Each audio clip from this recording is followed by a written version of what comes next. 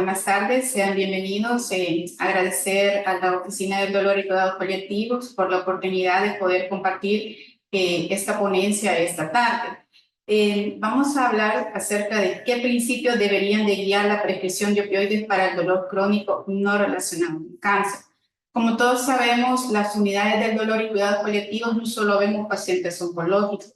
De repente, pues nos van a llegar referencias o nos han llegado referencias de otras áreas de los hospitales o de manera de interconsultantes para poderles apoyar en el alivio del dolor.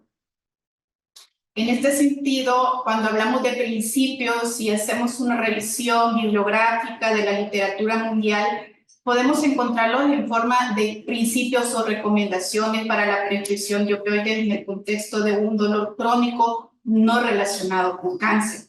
Esto es importante porque somos médicos y tenemos que tener presente qué principios nos rigen para que un paciente sea candidato para poder prescribirle un opioide adecuadamente.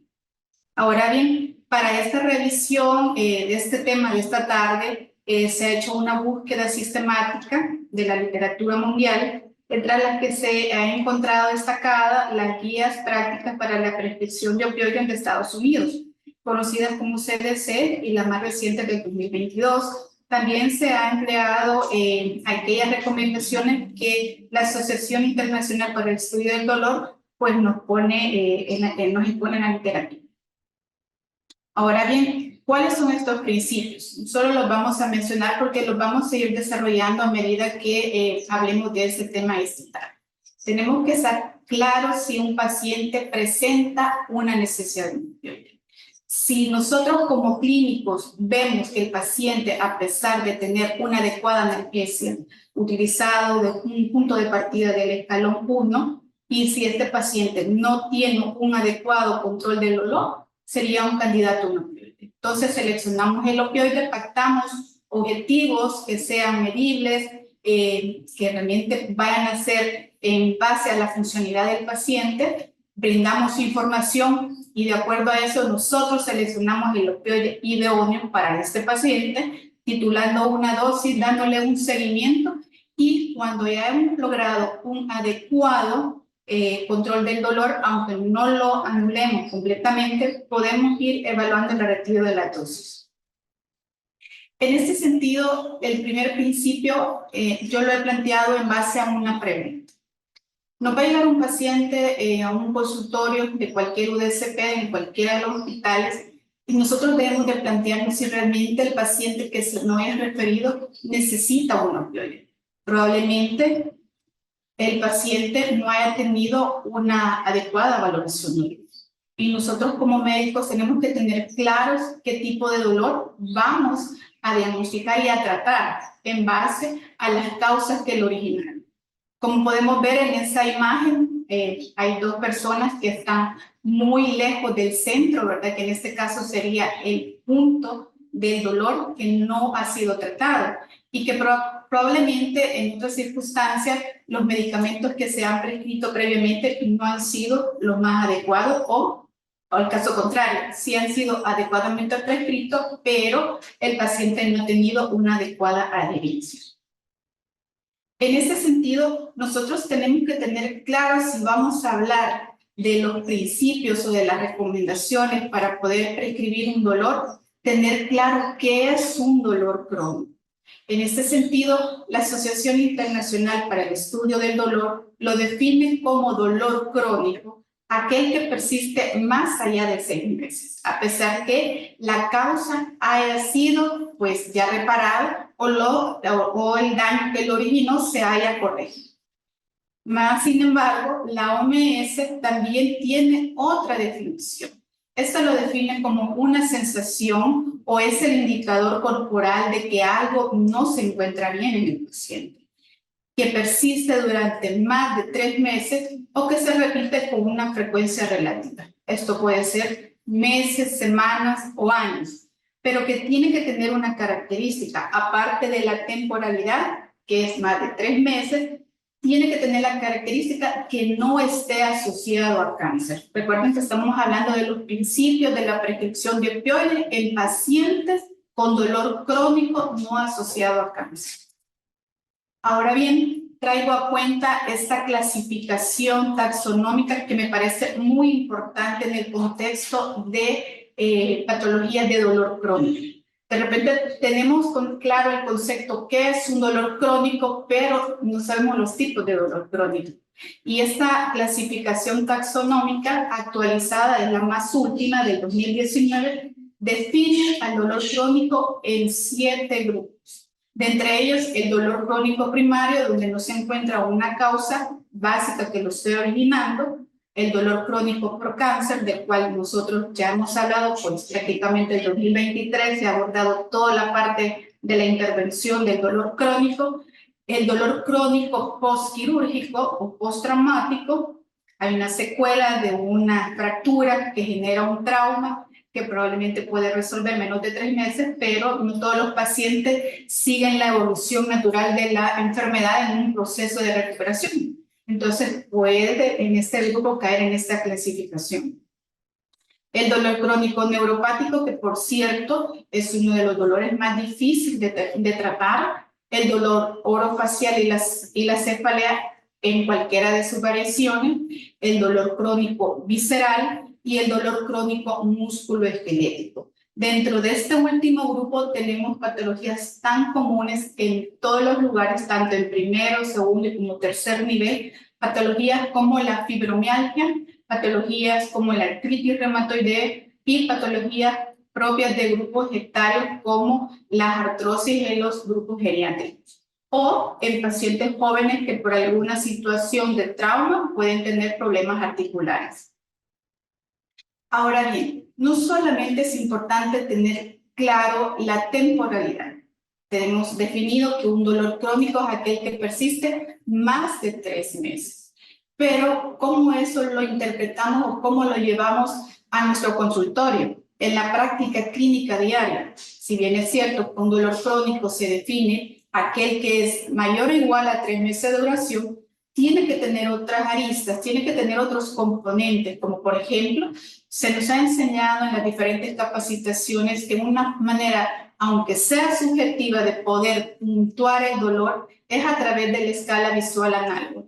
En ese sentido, un puntaje mayor o igual a 5 puntos nos puede estar indicando en el momento de la consulta que el dolor, el paciente, para él es importante, es bastante intenso, pero que también tiene que tener otras características, como un dolor de carácter continuo o un dolor intermitente, que sea mayor o igual a 5 días de la semana.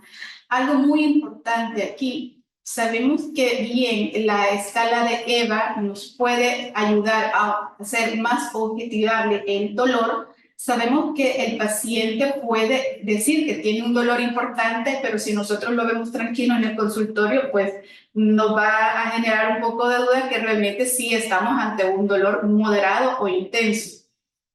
Y algo muy importante, para la prescripción de opioides tenemos que tener presente que el pilar fundamental o el punto de partida es haberlos tratado con AINES. No vamos a tratar un dolor crónico de entrada con un opioide si no ha sido tratado previamente con un analgésico.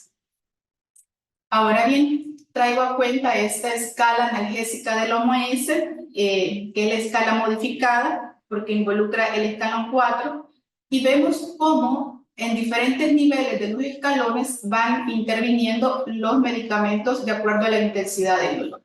En este sentido, si estamos hablando de un dolor leve, los medicamentos pautados, descritos, lo que la literatura avala, son analgésicos no opioides o coanalgésicos, entre los cuales mencionan paracetamol, AINES en los diferentes grupos de los cuales nosotros ya conocemos.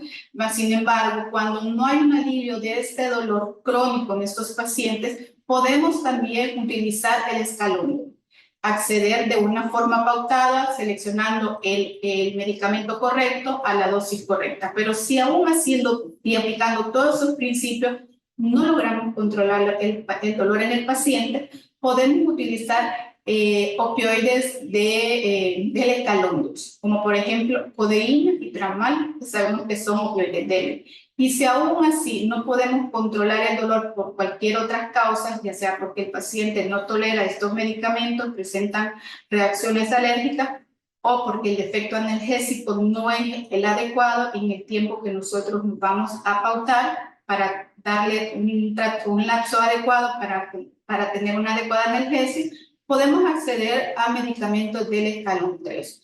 Dentro de ellos se menciona la morfina, la oxicodona, la metadona y el fentanilo. De todos estos medicamentos de este grupo, pues prácticamente la mayoría de las unidades del dolor y cuidados paliativos también los tenemos para poder ofrecerlos como un tratamiento. Pero tiene que ser de forma selectiva, como lo vamos a ir viendo más adelante. Y algo muy importante, no solo vamos a prescribir un opioide en función de una enfermedad, una patología crónica degenerativa, solo siempre tiene que ir un medicamento, ¿verdad? En este caso, medicamentos o AINES, ¿verdad? Del escalón. Y si no logramos una adecuada mejoría de ese dolor crónico de ese paciente, no todo va a girar alrededor de los opioides. También el escalón 4 nos da esas otras opciones como son los métodos invasivos. Ahora bien, el dolor crónico es un problema de salud pública. Es un problema de salud pública importante debido a que esto representa una elevada prevalencia y elevados costos, ¿verdad?, para un sistema de salud, y no solamente para un sistema de salud, sino para la sociedad. ¿Por qué? Porque hay dolores que probablemente no han sido correctamente diagnosticados, ¿verdad? Y eso implica justificar otros métodos diagnósticos e incrementarlo. Eso también nos arroja que los tratamientos van a ser inapropiados y el medicamento va a estar siendo utilizado de forma inapropiada. Al final, ¿cómo esto impacta en el paciente? Pues el paciente con un dolor crónico no va a querer moverse, no va a querer levantarse y esto va a representar un ausentismo laboral. Y si eso lo traducimos como costo de país, muchas personas estarían discapacitadas para poder cumplir sus actividades laborales porque no pueden hacerlo porque su dolor no está controlado. Ahora bien, cuando hablamos de dolor crónico, y esta diapositiva me gusta porque pensamos en el contexto de un dolor crónico, un medicamento. Y como médicos no tenemos que tener fija nuestra visión que el paciente que nos llega a la consulta solo necesita un medicamento, ya sea un AINES o un opioide. Probablemente ese dolor crónico tiene otras aristas que lo están alimentando y que pudieran estar interfiriendo en la recuperación de este paciente, aún teniendo el medicamento adecuadamente seleccionado. Pero también cómo impacta el dolor crónico en la vida de un paciente. Todos hemos tenido algún conocido o algún familiar que de repente tenga un dolor que ha persistido por mucho tiempo y genera cierta frustración porque no logra una mejoría. El dolor crónico en este sentido, ¿verdad? Va a disminuir su actividad física. ¿Por qué? Porque el paciente no va a querer experimentar dolor. Entonces, por lo tanto, no va a generar una movilidad de la articulación. Y eso va a generar con el tiempo una rigidez articular por el miedo a no querer experimentar el dolor. Eso con el tiempo el paciente experimenta conductas de el no poder hacerlo, no lo quiero hacer, hay un miedo. Esto genera estrés, frustración, depresión y van a impactar en el trastorno del patrón del sueño del paciente. A veces el paciente puede estar siendo incluso inadecuadamente medicado con un patrón, pero la causa básica no se ha resuelto, que es el dolor. Si un paciente tiene mucho dolor, lógicamente no va a dormir. Pero si nosotros solo prescribimos un medicamento, una benzodiazepina, solo para controlar el sueño, pero si no estamos corrigiendo la causa del dolor, no estamos tratando el dolor, el paciente va a tener problemas para poder dormir. ¿Y qué sucede cuando el paciente tiene esa frustración y no encuentra alivio del dolor?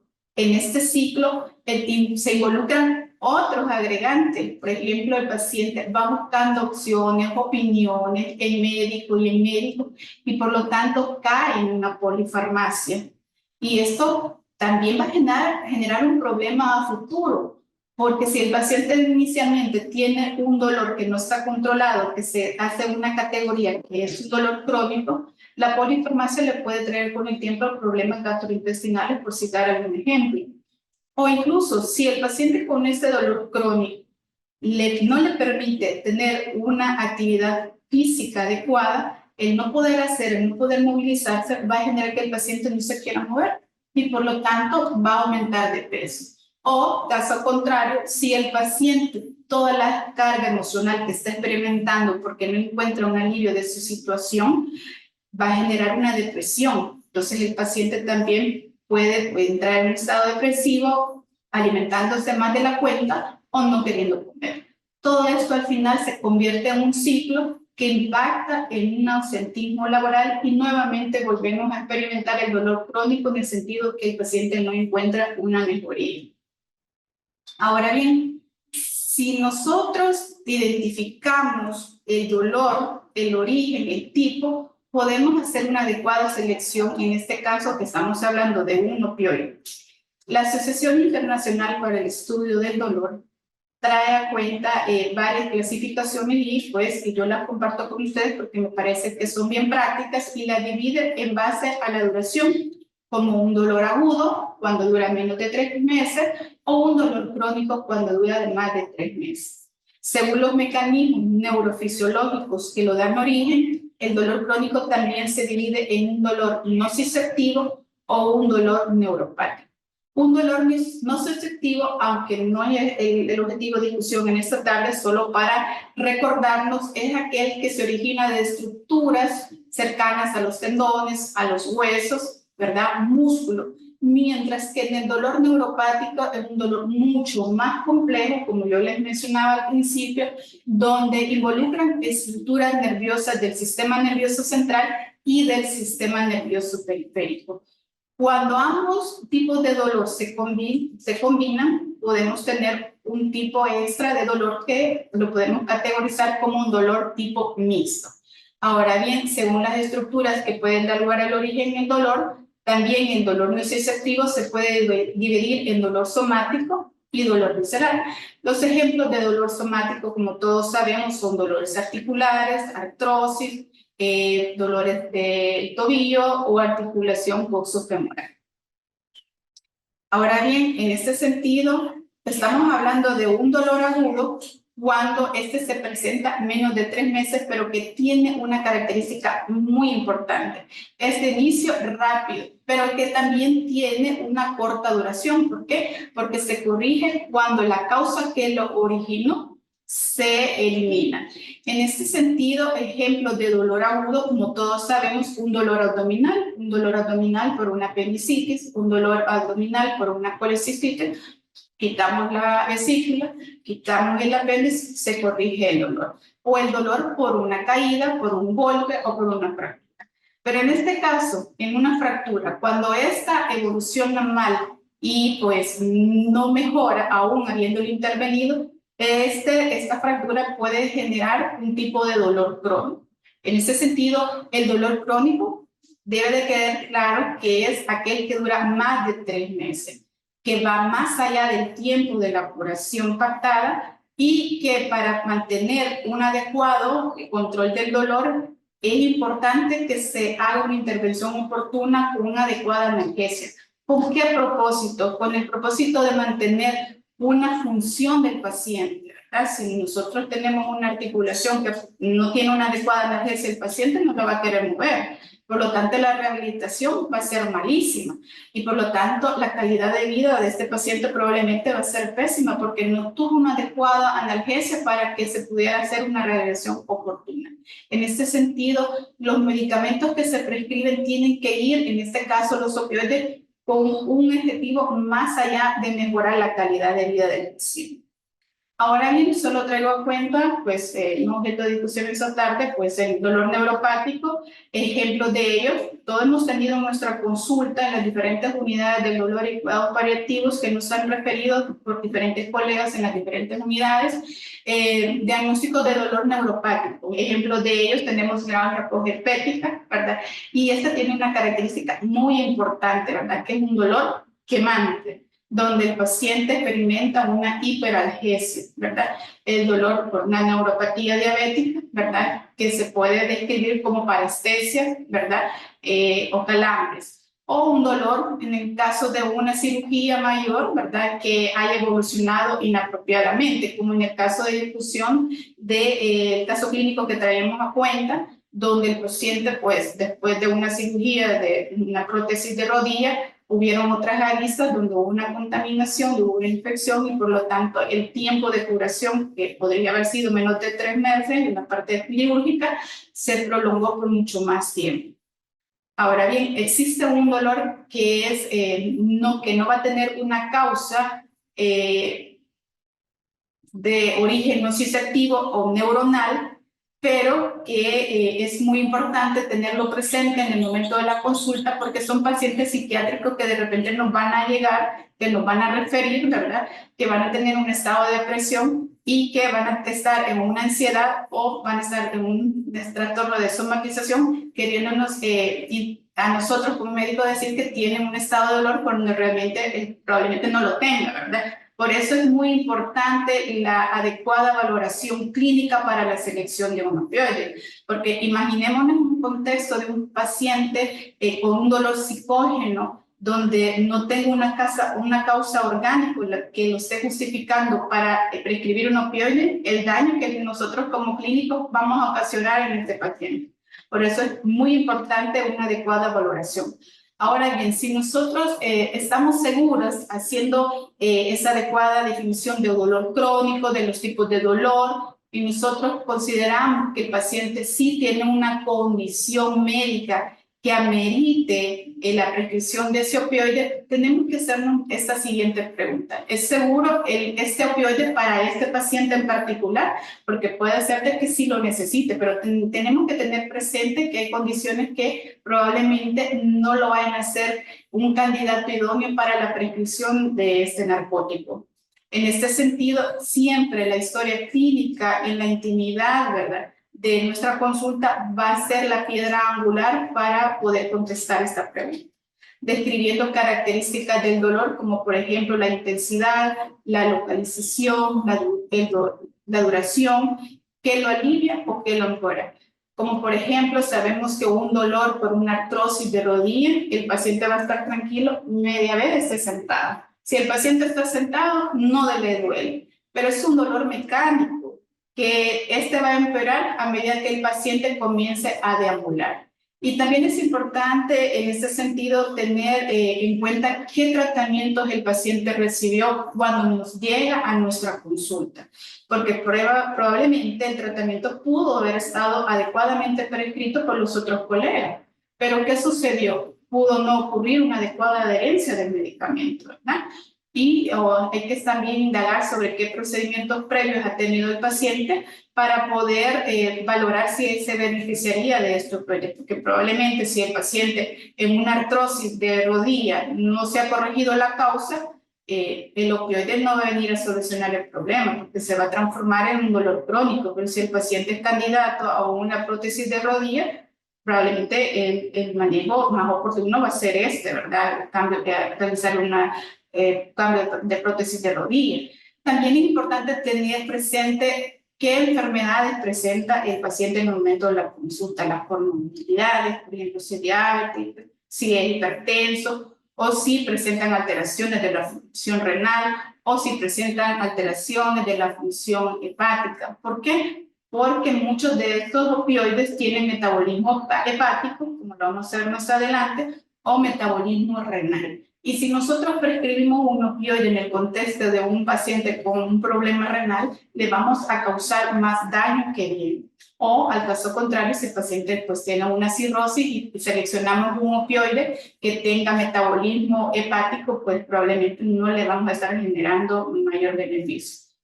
También es importante tener en cuenta otros factores sociales o económicos que pueden estar incidiendo en esa carga emocional en el paciente, que por lo tanto el dolor no se alivia nunca. A veces nos enfocamos los clínicos en solo querer tratar y aliviar con un medicamento, pero en la conversación que tengamos en esa intimidad de la consulta tenemos que indagar probablemente situaciones de estrés que están incidiendo en ese dolor y que por lo tanto no está siendo adecuadamente controlado, y que el paciente pues con una intervención psicológica podría tener un alivio del dolor, aún sin haber prescribido incluso un opioide. Y también es importante tener, y lo resalto, conductas de riesgo como el alcoholismo y la drogadicción. ¿Por qué? Porque esto nos puede limitar en un momento dado la prescripción del mismo o continuar con el tratamiento.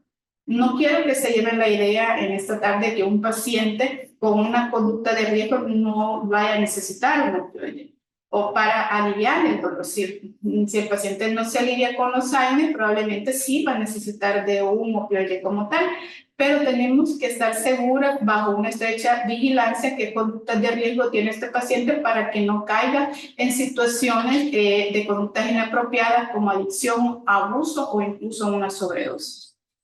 Ahora bien, solo para recordar que los instrumentos que tenemos a la mano en nuestra consulta, ¿verdad? La escala visual análogo del dolor, y situamos en este punto con una ponderación, ¿verdad? De 5, una intensidad moderada, que sería nuestro punto de partida para poder solventar el dolor al paciente. Eso nos va a permitir establecer un plan terapéutico bastante objetivo. Y lo traigo a cuenta también, que es el instrumento CAGE, ¿verdad? En aquellas situaciones que nosotros en la historia clínica tenemos que preguntar. O sea, en este sentido, si estamos hablando qué principios nos deben de regir para la prescripción de opioides, es importante, a diferencia de otras formas de preguntar la historia clínica en la consulta externa, es importante preguntar el consumo de sustancias, porque lo que estamos dejando es un opioide que puede tener en un momento dado, si el paciente tiene una conducta de riesgo como alcoholismo o drogadicción, mayores efectos secundarios o adversos que beneficios para el paciente. En ese sentido, solo son 4 preguntas que el instrumento CAGE nos plantea, con 2 preguntas positivas cuando el paciente está en un alto riesgo a consumo de sustancias. Ahora bien, como tercer principio o tercera recomendación, tenemos pactar objetivos realistas con el paciente. En ese sentido, tenemos que ser muy sinceros con el paciente en el contexto de un dolor crónico. ¿Por qué? Porque la erradicación probablemente del dolor va a ser altamente improbable. Habrá casos donde el paciente nos va a experimentar en unas etapas iniciales del manejo con opioides que sí tiene un buen alivio, que no experimenta nada. Pero recordemos que estamos tratando un dolor crónico. ¿Qué va a pasar? Pues de aquí a 4 o 6 meses probablemente el dolor no va a desaparecer si no se ha corregido la causa, y por lo tanto el dolor va a persistir, y probablemente la dosis con la cual nosotros iniciamos no va a ser la que realmente necesita lo controlado, sino que vamos a tener que incrementar la dosis. Entonces, una mejoría de al menos del 30% según la literatura para controlar el dolor nos puede satisfacer en el sentido de que el paciente lleva una buena evolución, ¿verdad? Junto con el opioide. Esto nos va a permitir que la capacidad funcional del paciente sea preservada en lo posible. Siempre pactar con el paciente en la consulta que el tratamiento probablemente será interrumpido si no alcanzamos esos objetivos que nos hayamos fijado, de lograr un alivio del dolor. Siempre tenemos que utilizar palabras lo más claro posible en el paciente, porque de repente el paciente va a decir, el opioide o el medicamento nuevo que me dejó no me quita el dolor, pero es que lleva un tiempo para poderlo hacer. Y si no hay una adecuada adherencia del tratamiento, pues también vamos a tener un fracaso terapéutico. Pero es porque nosotros no le explicamos que es un proceso, ¿verdad? Y también ser claro que si el medicamento no ofrece los beneficios esperados, o que hay circunstancias durante su abordaje de su cronicidad, el medicamento ya no es recomendable, hay que ofrecer otros tipos de abordajes terapéuticos. Ahora bien, el tratamiento en este sentido no solo debe de verse desde el punto de vista de la prescripción de un fármaco, siempre debe ir acompañado de un abordaje no farmacológico. ¿Qué involucra esto? Tratamiento con psicoterapia o terapia física de rehabilitación. Hay pacientes que probablemente nosotros en la consulta los tengamos muy cargados en cuanto a un nivel de estrés o un nivel de depresión que nos lloran incluso en la consulta, ¿verdad? Mientras nos cuentan toda su historia de cómo han dado pues de un lugar a otro buscando un alivio de su enfermedad, y vemos esa situación estresante en el paciente, pues podemos derivarlo a otra área como psicoterapia para que sea abordado de una forma integral.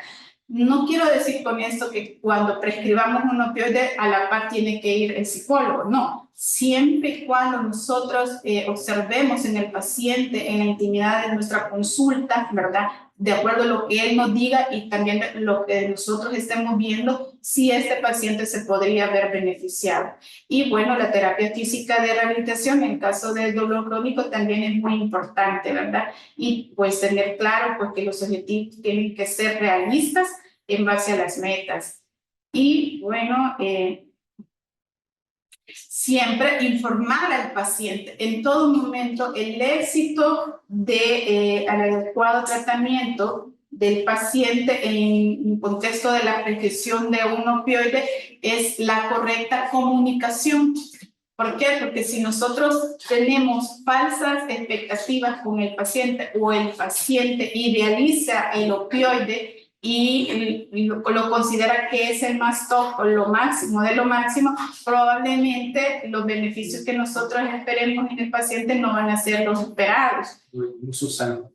Sí, lo ve como su salvador, o sea, y deja de seguir otros tratamientos. Probablemente si obtiene una mejoría del dolor, en el caso de un problema de rodilla y si está en tratamiento con una ortopeda, ya no sigue con el ortopeda. Y eso nunca debe de pasar. Nosotros somos un complemento, somos un equipo, somos un apoyo para las otras áreas. Siempre que nosotros identifiquemos un dolor y lo manejemos con un opioide, tenemos que dejar claro en el paciente que sus controles con los otros especialistas, si ese es el caso, deben de continuar. También es importante tener claro los efectos adversos inmediatos que el 80% de los pacientes en el contexto de la prescripción de un opioide lo van a presentar. Y dentro de ellos, el más frecuente que se presenta al inicio de un opioide, más si el paciente es virgen a opioide, van a ser las náuseas y los vómitos. Otros efectos adversos que son constantes, ¿por qué? Porque el paciente va a estar con una prescripción de opioide por lo menos 1, 2 o 3 o 4, incluso hasta 6 meses, probablemente va a ser el estreñimiento.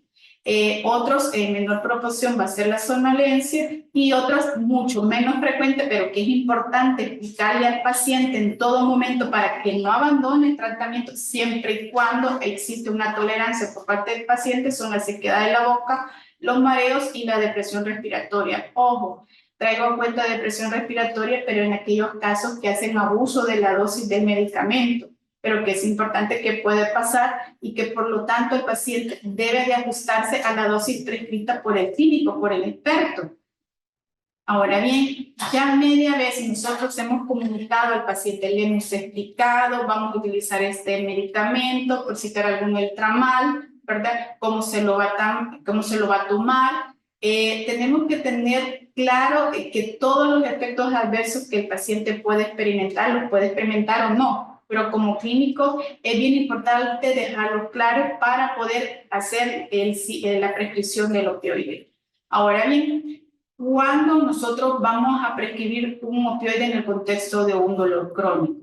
El paciente debe de tener claro, ¿verdad?, estos criterios, no solo el paciente, sino que también nosotros como clínicos, que debe de tener un diagnóstico definido. No vamos a andar prescribiendo un medicamento de una forma antojadiza, sino tenemos claro qué es lo que tiene el paciente, ¿verdad?, que justifique en este caso la prescripción del opioide. También, como ya lo hemos comentado previamente, esta en la escala de LEVA tiene que superar a 5, ¿verdad?, de dolor, y previamente también debemos haber agotado o debieran haberse agotado otras intervenciones antes de ser derivados con nosotros a las unidades del dolor y cuidados paliativos, ¿verdad?, para poder haberle solventado previamente su tratamiento. Si no mejoró con un AINES o no mejoró con una intervención. Entonces, si no mejoró con un AINES o no mejoró con una intervención y el paciente persiste con un dolor crónico, pues en este paciente cumple un criterio para poder prescribir un opioide. Y siempre y cuando nosotros como médicos la prescripción de este narcótico sea considerado en base a una evidencia científica. No solamente prescribir, por ejemplo, un opioide del escalón 3 en un paciente con un dolor del cual nunca quizás ha sido tratado con un opioide. Siempre tenemos que ir de forma escalonada. Ahora bien, la guía de elección según la CDC, que nos dice para la prescripción de opioide en contexto del dolor, siempre debe de ser la vía oral.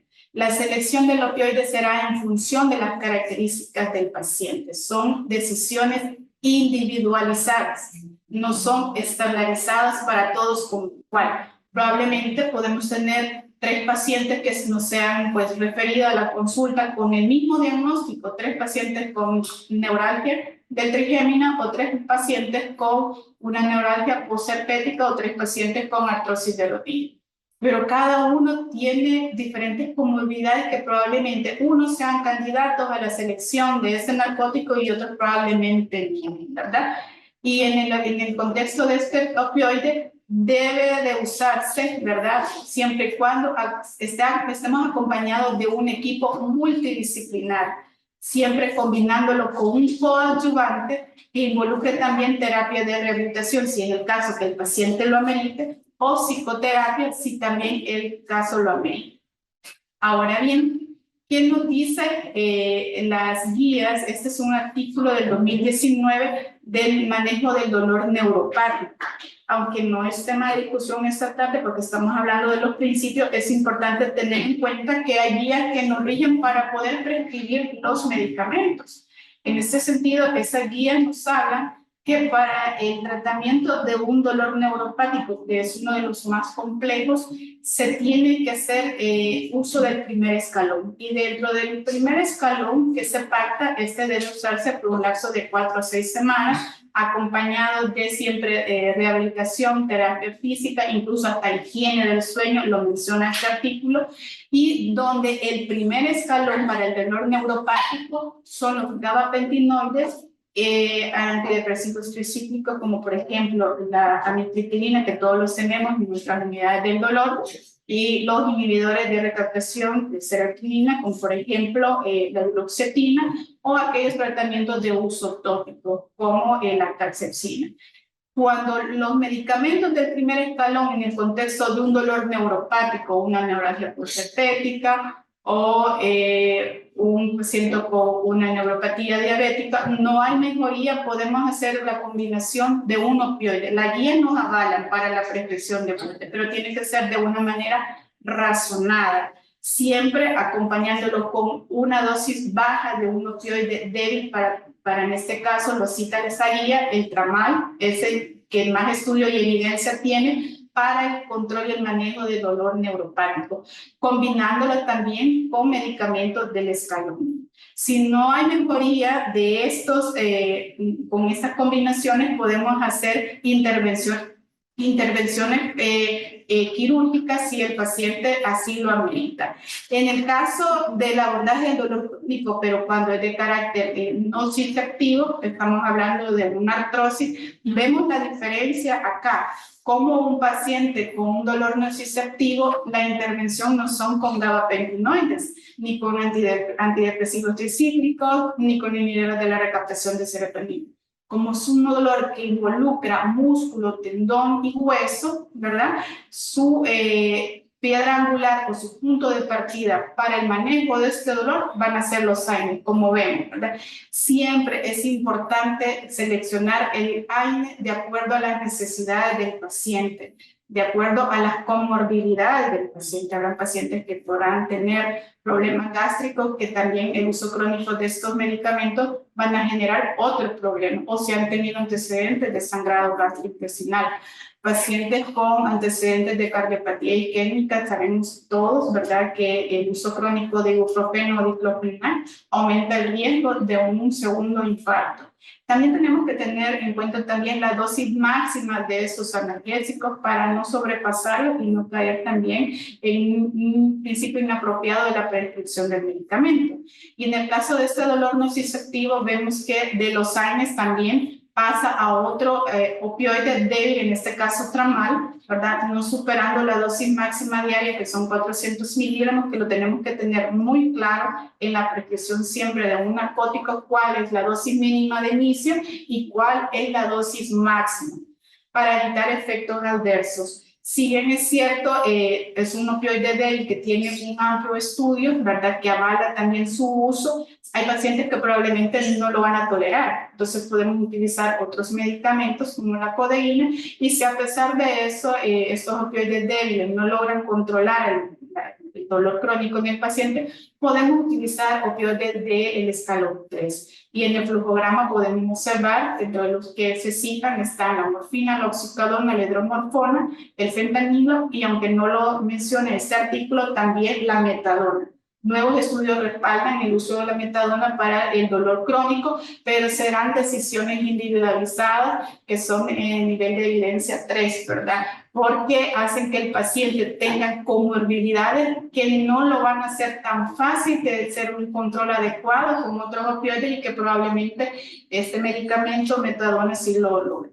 Ahora bien, si nosotros hemos seleccionado adecuadamente el opioide en base a las características del dolor, en base a las necesidades del paciente, en base a las comorbilidades y viendo conductas de riesgo, nosotros vamos a titular la dosis. ¿Cómo lo vamos a hacer? La CDC nos da pues una guía o recomendaciones, ¿verdad?, que la revisión de cómo este paciente va, una vez que nosotros hemos iniciado el dolor, deben hacerse con consultas programadas inicialmente de una cada semana o incluso cada 4 semanas, ¿verdad? Y las formulaciones que recomienda este artículo para el dolor tienen que ser liberación rápida, que nos permitan ajustar de una manera más individualizada, más precisa, y de esa manera también podernos anticipar a los efectos adversos que pueden ser inmediatos y que en algunos casos ciertos pacientes no los van a poder tolerar. Si nosotros prescribimos un opioide de liberación prolongada, va a pasar mucho más tiempo con un dolor y no va a ser el medicamento de escoge. Siempre tiene que ser un opioide de liberación rápida. ¿Tenemos en nuestro quehacer diario medicamentos de este tipo? Sí, tenemos tramal. Todos tenemos en la USP, la mayoría tenemos tramal, y tenemos acetaminofén con un psicodélico que incluso lo podemos utilizar como rescate, ¿verdad?, en una crisis del dolor, habiendo pautado dosis con dosis fijas de medicamento. También es importante en cada revisión tener presente esa valoración, ¿verdad? Con la comunicación del paciente, si ha ocurrido un alivio del dolor, si le ha permitido tener un cierto grado de más funcionalidad dentro de su hogar o dentro de su trabajo, así como también conductas que inicialmente parecieran que también pudieran haber sido obviadas, pero que durante el seguimiento o la titulación de este medicamento podamos identificar conductas de riesgo. Algo muy importante cuando nosotros prescribamos un opioide es prescribirlo concomitantemente con benzodiazepina. Por ejemplo, un paciente que nos diga, dolor es muy intenso, doctor, o sea, no lo soporto, me quita el sueño, y nosotros solo damos un medicamento complaciente solo para que el paciente duerma, un tipo benzodiazepina, sin haber realmente controlado el dolor, estaríamos haciendo más bien que mal, porque sabemos que la benzodiazepina, junto con cualquiera de los tipos de los opioides, ambos potencian sus efectos adversos. Ahora bien, ¿cómo va a ser este seguimiento con el paciente? Siempre que nosotros lo veamos cada semana, después cada 4 semanas o cada mes, ¿verdad? Siempre tenemos que pautar, cuando iniciamos un opioide, un laxante.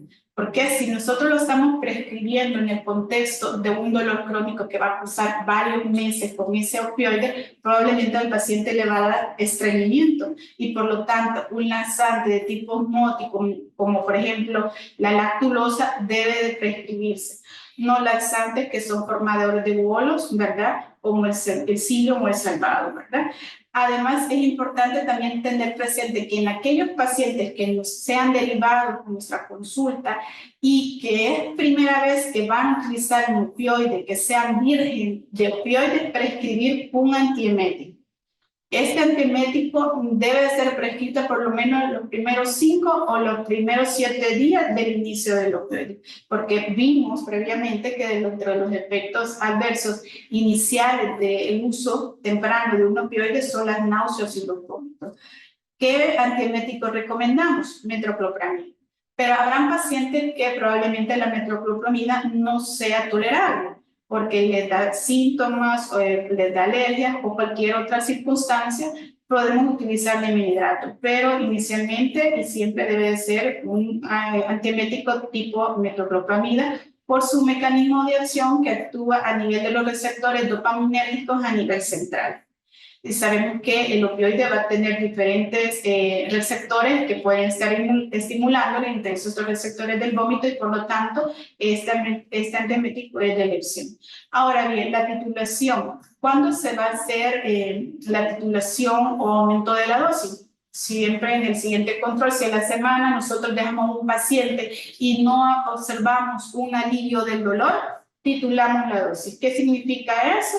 En base a las características del paciente, en base a su función, ya sea renal o hepática, podemos nosotros ir aumentando la dosis de forma gradual.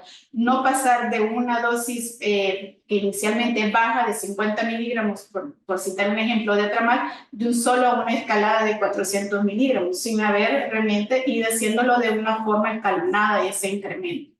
En algunos casos, esta guía, como es de Estados Unidos, recomienda para todos los estados de esa nación que para evitar la intoxicación de forma involuntaria o accidental, ¿verdad?, de los pacientes que se les prescribe un opioide, prescribir el antídoto para esto que es la naloxona. Incluso se le brinda al paciente para que lo tenga en su domicilio por si acaso experimentarse y se le explica, ¿verdad?, qué síntomas podrían presentar. Ahora bien, hay que ver esta situación con lupa cuando nosotros prescribimos un narcótico. O sea, no estamos hablando de un medicamento que no tenga un gran impacto en la salud del paciente o que no va a trascender más allá de solo el simple control del dolor. El uso a largo plazo de los opioides incrementa el riesgo incluso de abuso, sobredosis o adicción o conductas de riesgo. Por lo tanto, en el contexto de un dolor crónico, cuando nosotros seleccionemos un opioide que sea en base a las características o las necesidades del paciente, tenemos que tener claro que esto no va a ser para el resto de su vida. O sea, es una medida donde el paciente tiene una crisis mientras se le solventa probablemente con una intervención. Y que este opioide va a ser ese medicamento que le permita, si ya tuvo una intervención quirúrgica, lograr un proceso de rehabilitación.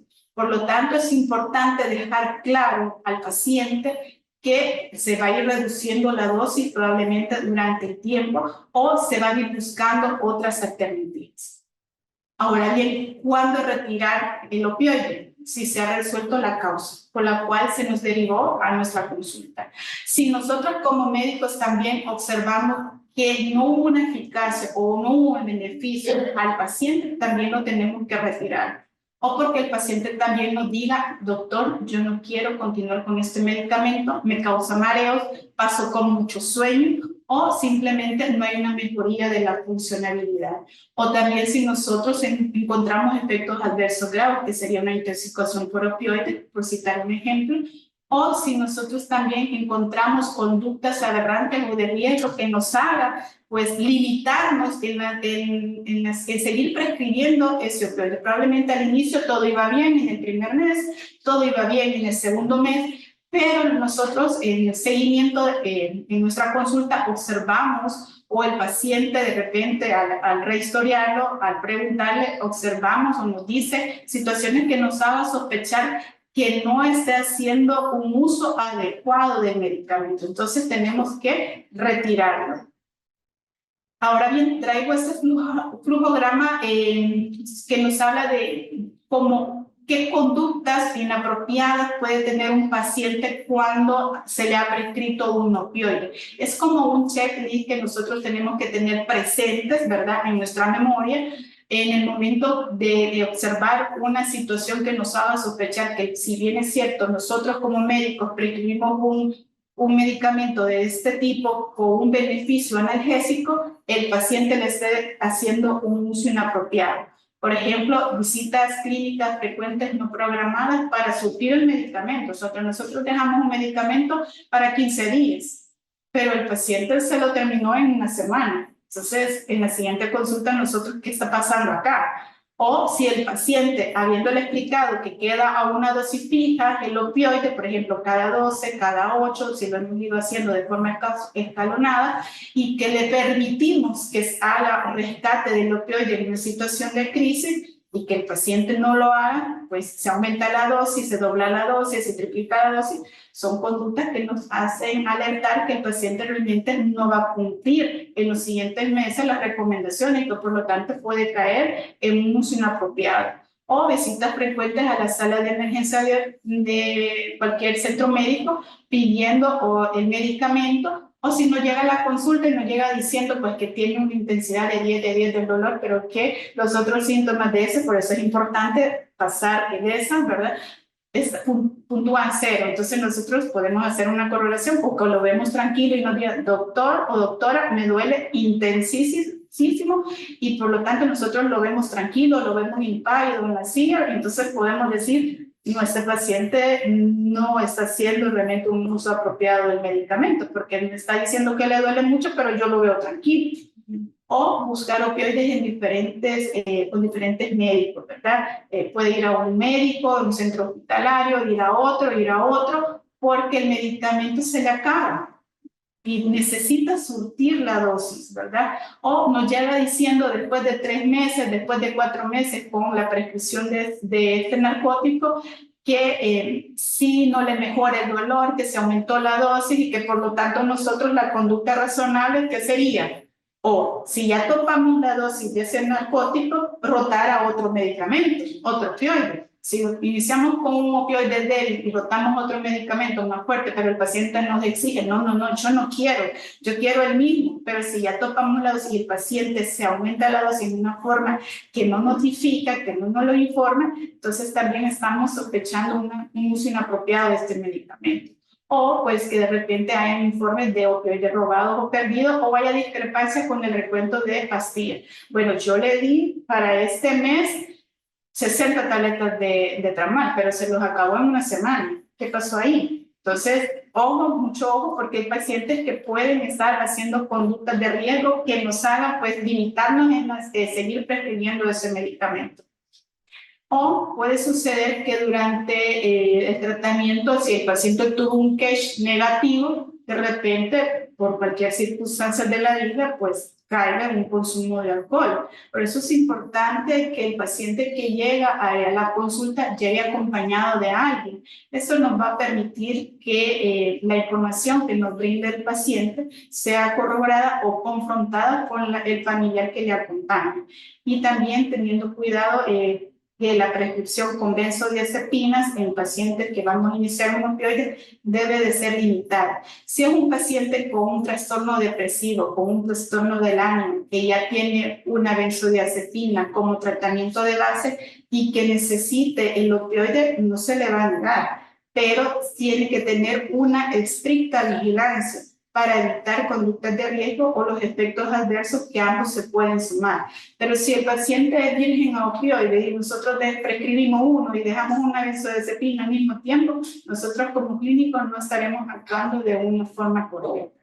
Y también hay que tener en cuenta que hay pacientes que van a tener mala adherencia, ya sea porque no nos entendieron las indicaciones o porque el nivel educativo del paciente no le ha permitido comprenderlo. Algo muy importante también tener que cuando prescribimos un opioide, tener en cuenta los otros fármacos que el paciente ya toma de base. Por citar un ejemplo, en el caso de la prescripción del Tramal, el Tramal, los pacientes que tienen diagnóstico de epilepsia estaría contraindicado. ¿Por qué? Porque el Tramal aumenta el riesgo de las convulsiones. Si nosotros estamos dejando tramal en un paciente epiléptico por largo tiempo, este paciente podría convulsionar más frecuentemente. Entonces, no sería un opioide idóneo para este paciente.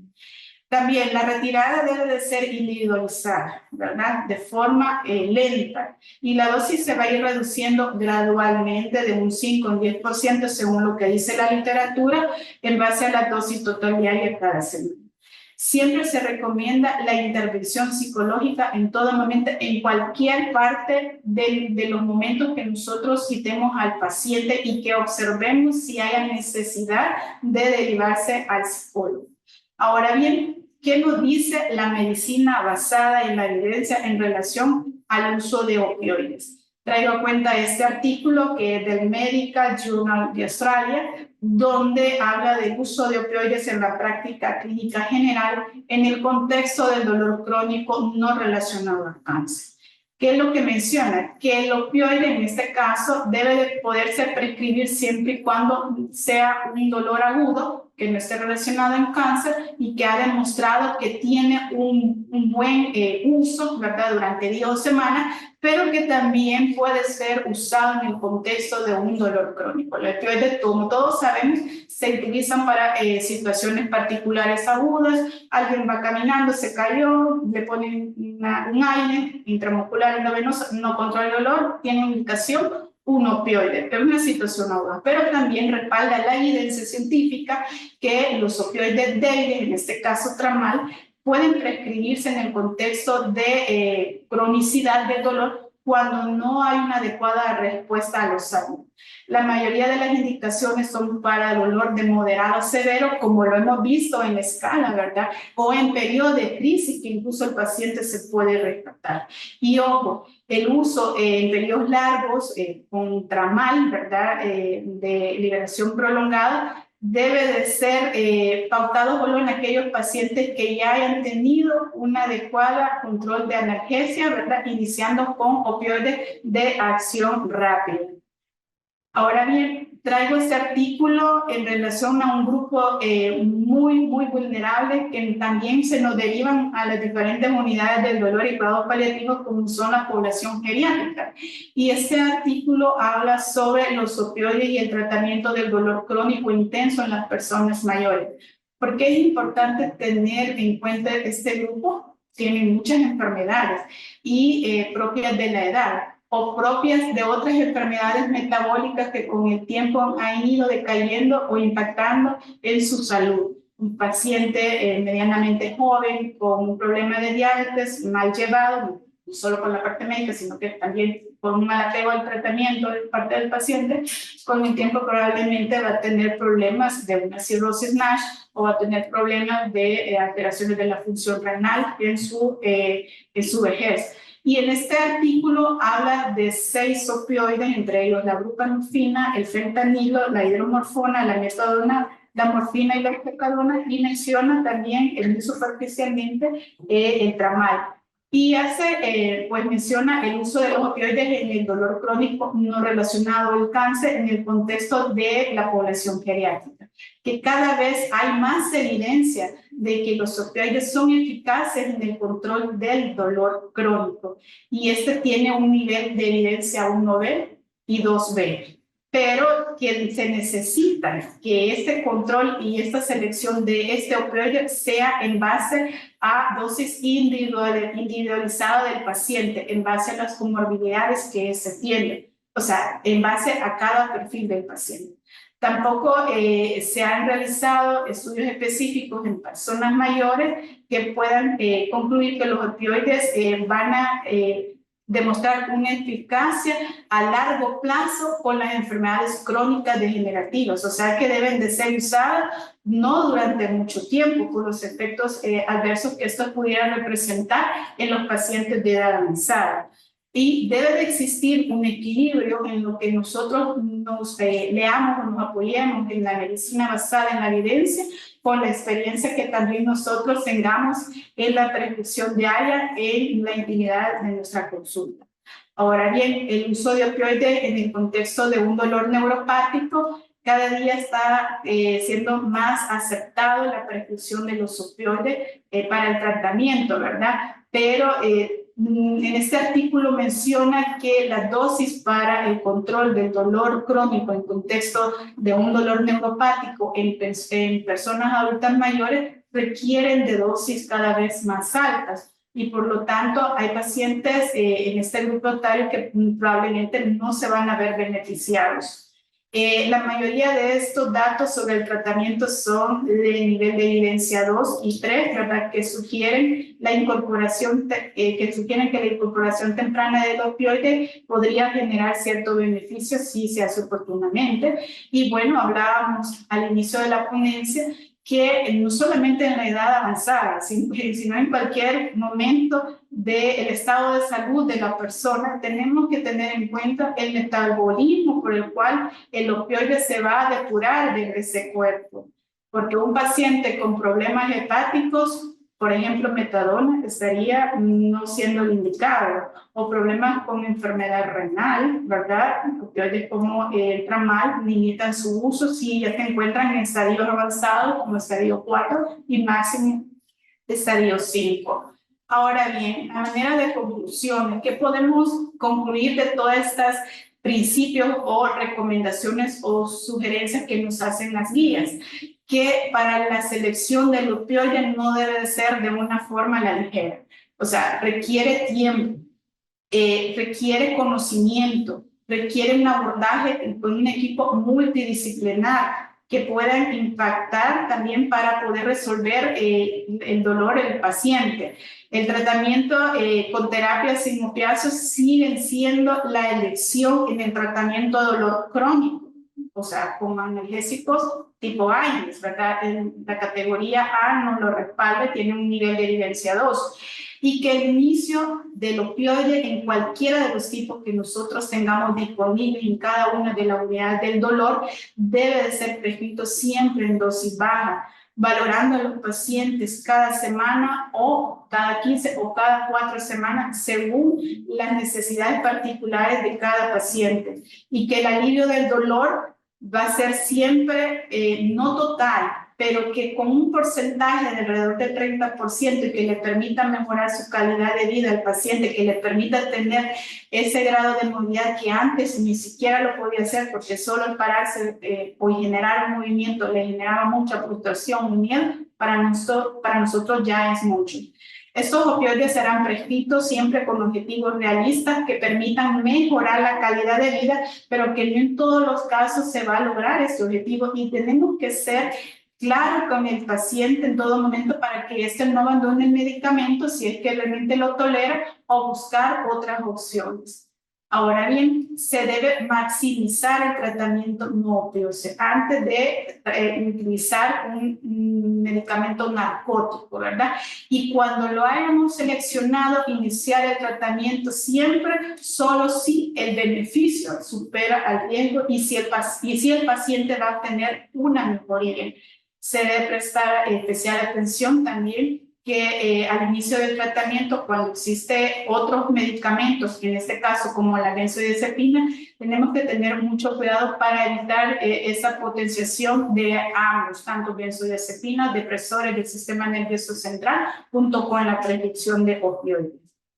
Y bien, para terminar, traigo esta imagen porque de repente alguien podrá pensar, podemos nosotros evidenciar el dolor a través de un paciente en cama o en nuestra intimidad de la consulta, lo vemos en su expresión, pero el dolor también se puede retratar. Y en esta es una pintura de Frida Kahlo que fue realizada en 1944 a raíz de un accidente que sufrió en 1925, donde hubo un impacto importante de todo lo que es la columna y que posterior a ese trauma tuvo 32 cirugías, ¿verdad? Para tratar de generar un poco de más de bienestar y productividad en ella, pero que no se logró completamente y ella sufrió mucho. Entonces ella se hizo un autorretrato del cual menciona, lo titula La columna rota, y donde pues ella en su proceso de rehabilitación, en su autobiografía menciona que a pesar de que tuvo el acompañamiento en aquella época de un adecuado manejo del dolor, de personas que intervinieron quirúrgicamente, la parte física, la parte de rehabilitadora, había un área donde ella se sentía vacía, que era la parte espiritual y el dolor emocional y físico que ella sentía por estar postrada en cama, y que por lo tanto una manera de cómo aliviar ese sufrimiento que no lo lograba hacer el medicamento ni las terapias de rehabilitación era pues comenzar a pintar. Y por eso es que Frida Kahlo también comenzó con esto de la pintura, y fue a raíz de esta situación. Y bueno, pues eso es la bibliografía, de lo cual pues se ha sustentado la charla de esta tarde.